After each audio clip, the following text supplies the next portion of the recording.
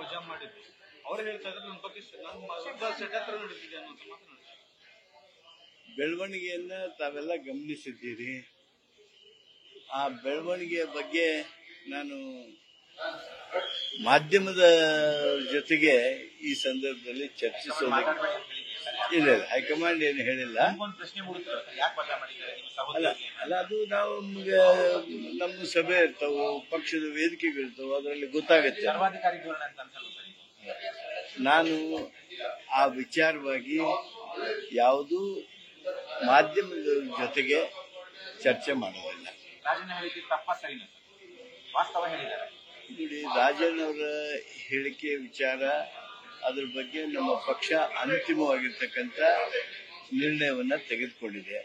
ಆ ಹಿನ್ನೆಲೆಯೊಳಗ ಈ ಸಂದರ್ಭದಲ್ಲಿ ನಾವು ಯಾವುದೇ ರೀತಿ ಚರ್ಚೆ ಮಾಡೋದು ವಿಹಿತ ಅಲ್ಲ.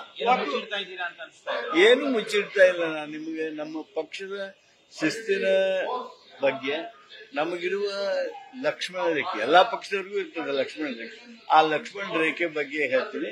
ಅದರ ಯಾವುದೇ ಕಾರಣಕ್ಕೆ ಹಾಗೆ ಹೀಗೆ ಅನ್ನುವಂತ ನಿಮ್ಮ ಊಹಾ ಪ್ರಶ್ನೆ ಏನದವು ಅವುಗಳಿಗೆ ಉತ್ತರಿಸೋದಕ್ಕೆ ನಾನು ಅವರು ಮೂಲತಃ ನಮ್ಮ ಕಾಂಗ್ರೆಸ್ ನಾಯಕರಷ್ಟೇ.